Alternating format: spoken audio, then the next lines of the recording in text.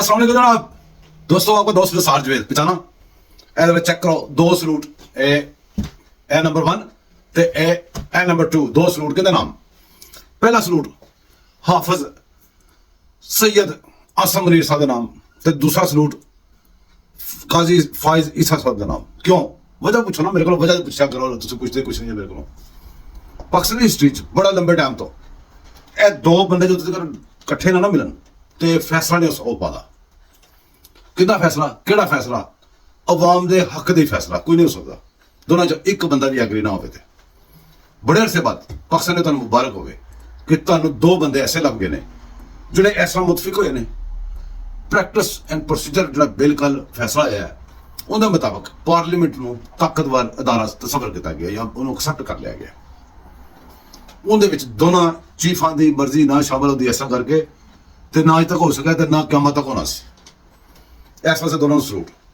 12 October अज की date है, याद करो अज की दिन है 12 अक्तूबर। 12 अक्तूबर नू एक संगीन गद्दार डिक्टेटर मुशर्रफ ने 99 12 अक्तूबर नू इस मुल्क से अंदरूनी हमला करके पूरे मुल्क नू यरगमाल बना लिया सी और पूरे पाकिस्तान की इकोनॉमियां ते जिहड़े लैंड ते ओरे परे हर चीज़ कब्ज होकर बैठ गया सी। अपने आप को खुदा समझण लग पिया सी ते उन्हें अपने दौरे हुकूमत दौरे हुकूमत कहांगे, हुकूमत या जबरदस्ती कब्जे के दौर के लोगों के रिपोर्टों के मुताबिक बहुत सारे एविडेंस के मुताबिक लाल मस्जिद ते फास्फोरस बंब भी सुट्टिया सी अपनी लाल मस्जिद अपने बच्चे अपने मुल्क के उत्ते अपने मुल्क की मस्जिद के उत्ते। उस कादियोड़े ने उस कादियांडू ने साड़ी मस्जिद के बच्चे कुरान हाफिज़े कुरान पाक जो बच्चा हिफज कर लेंदा उनके बारे तुहानूं कह लेंदा कि यह हाफिज़े कुरान जो चलता फिरता कुरान पाक है। क्यों उनके सीने की पूरा कुरान पाक मौजूद होंदा है, गलत नहीं कहा जाता। अलमारियों के पे कुरान पाक भी ते सीनिया के कुरान पाक भी छत्तां ते दीवारां दे नाल उन्हें चमोड़ते बम मार मार के। उन्हें अकबर बुकटी उन्हें किहड़े किहड़े बंदे नूं इंसान समझे ही नहीं, वो जमीन ते खुदा बनिया सी। उन्हें अज दा कूह कीता सी 12 अक्तूबर नूं, यह गल पर याद रखो।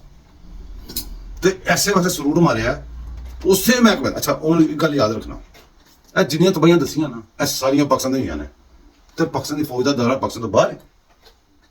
सब तो ज्यादा अगर नुकसान पहुंचा पाकिस्तानी फौज के महकमे में पहुंचे, उनके काले करतूतों का अज तक पहुंच रहे।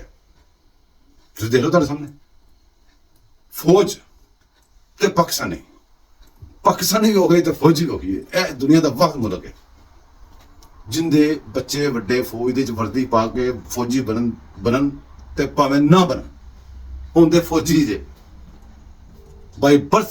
क्यों यह मुल्क जो साडा किस आजाद होया, साडे वड्डे दी हिस्ट्री देखो। असी वो बंदे जो खो के आजादी लैके बड़ी मुश्किल इत्थे आके आबाद होए हैं, हिजरत की है, पता नहीं किहड़े किहड़े पापड़ वेले ने उन्होंने बच्चे है, उन्होंने औलादा है ते इत्थे सारे फौजी है।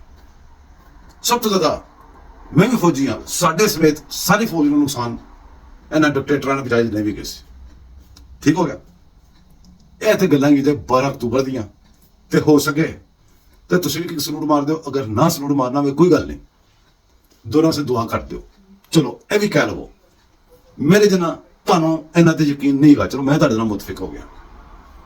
यह दुआ मंग दो कि या अल्लाह जे तो साडा अंदाजा सही है इन्हां नूं साबित कदम रख, इन्हां ते अपनी रहमत नाज़िल कर, ते अगर नहीं है तो साडी ख्वाहिशां मुताबिक इन्हां नूं कर दे। चलो यह दुआ मंग दो यार पाकिस्तान वास्ते। पाकिस्तान जिंदाबाद।